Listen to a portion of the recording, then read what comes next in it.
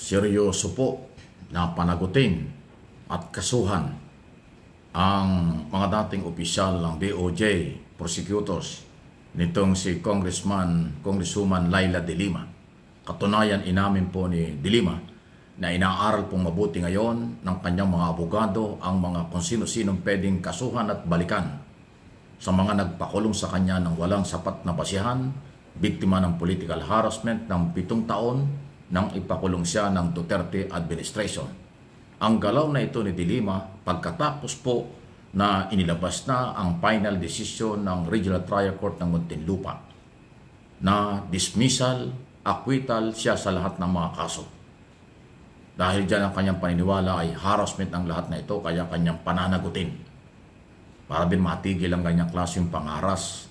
Kung hinaharas po ang isang senador, paano kaya hindi mahaharas ang isang sibilyang mamamayan na walang koneksyon? Masamang president po yung nangyari. Kaya gusto niyang sampulan, papanagutin sina dating Secretary Aguirre at iba pa nung panahon ni Duterte.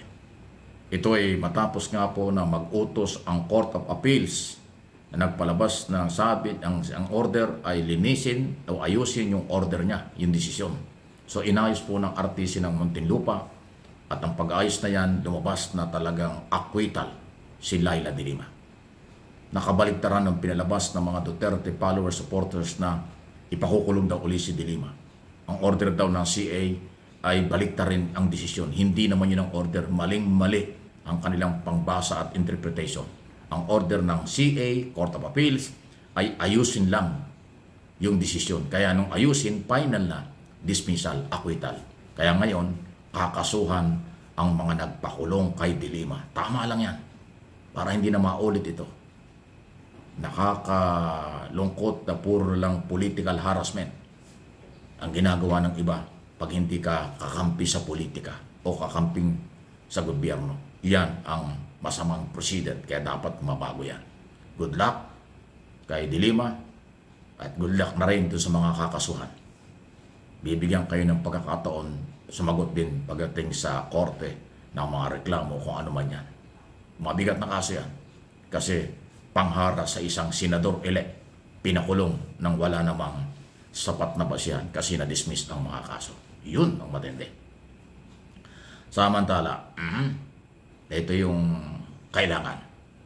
Ebidensya laban kay Sara Duterte dapat mailabas ng House Prosecution Team kasama ang mga private prosecutors para malaman ng taong bayan kung ano ang basihan ng Article of Impeachment, Betrayal of Public Trust kay Sara Duterte. Kung ano man po ang magiging desisyon at pagtanggap ng Senator Judges, ibang issue na yan. Ang mahalagay mailatag ang ebidensya para malaman ng taong bayan at ang taong bayan na may karapatang mag-decide kung sa tingin nila guilty o not guilty si Sara Duterte. Kasi kaya po ganito na ang paninindigan ng mga prosecution team. Nakikita nila sa ngayon na pagdidelay ng 4-5 buwan na ang trial, maraming mga senador o may mga senador na pro-Duterte. Kanilang gusto ngang i-dismiss without trial. Hindi naman trabaho nila ang mag-dismiss ng kaso. Ang kanila ay try and decide after na mga presentation ng ebidensya na magkabilang panig, prosecution at defense counsel. Pero dahil dyan, ang layunin na lang po ng ating Kongreso at gusto ng taong bayan, simulan, gawin ng trial, ibigyan ng pagkakataon ang prosecution ilatag ang dokumento, record, ebidensya at testigo sa kanilang Article of Impeachment. Yung pagbabanta sa buhay ni Pangulong Marcos, First Lady at Speaker of the House na mayroong inutusan si Sara Duterte na kunin ang buhay ng family. Grabe yan. Grabe po yan. Malalaking pera, volume sa bank account, grabe din po yan. Saan galing ang pera? 612 million confidential fund, Office of the Vice President, saan dinala? Grabe din po yan. So yun, culpable violation of the Constitution, betrayal of public trust, graft and corruption, at marami pang iba. Hindi birong mga kaso yan. Pasok yan sa Article of Impeachment, at yan po ay talagang lumalabag sa saligang batas at iba pang mga batas. Kaya yun ang purpose nila. Mailatag lang ang ebidensya sapat na sa kaalaman ng taong bayan yan. Kasi ngayon alam na rin ng mamamayan, i-acquit ng mga Duterte supporters, senator, at hindi titingin sa ebidensya dahil obvious naman, wala pang trial, gusto dismissal. Pati yung Senate President ay pabor at magkakaroon daw ng voting o desisyon pag mayroong nag-file ng motion for dismissal. Samantalang ang sinasabi ng mga constitutionalist at magagaling na abogado sa loob at labas ng gobyerno, hindi dapat i-dismiss without trial dahil yan ay unconstitutional, labag sa saligang batas. Hindi ko alam kung bakit hindi alam yan ng mga senador judges. Hindi ko naman nila lahat. Yung iba dyan matitino. Any comment, reaction, malaya po kayo. Samantala, katulad ng sinabi natin sa ibang mga video, sana po ay magkaroon ng major development sa investigasyon ng DOJ, DILG, NBI at Police dun sa mga missing person ng mga sabongero. Kasi nag-aabang na ang Malacanang tungkol sa resulta.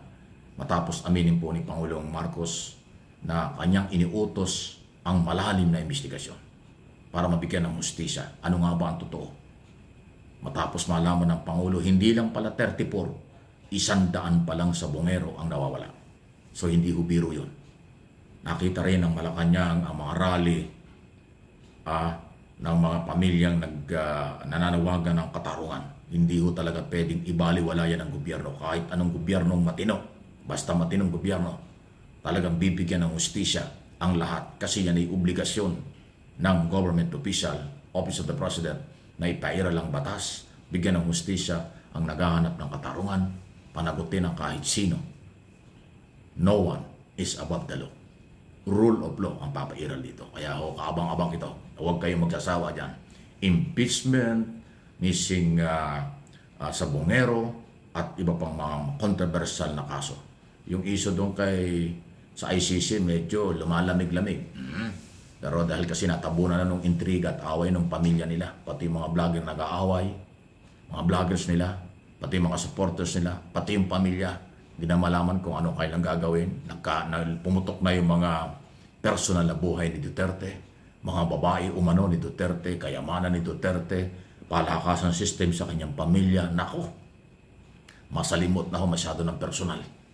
Masyado ng personal. At sino ang naglabas ng mga personal na issue niyan? Yun din pong mga vloggers ni Duterte. Yung mga Duterte vloggers din ang naglabas ng mga personal na issue. Away ng pamilya. Mga babae umano sila din ho ang nagpaputok niyan. Hindi naman ho nakialam dyan ang kahit sino. Sa kanila rin ang galing. Kaya sabi nga nila, ang katotohanan hindi pwedeng pagtakpan, lalabas at lalabas ang katotohanan. Ayan, lumabas na kung ano kailang mga pinaggagawa.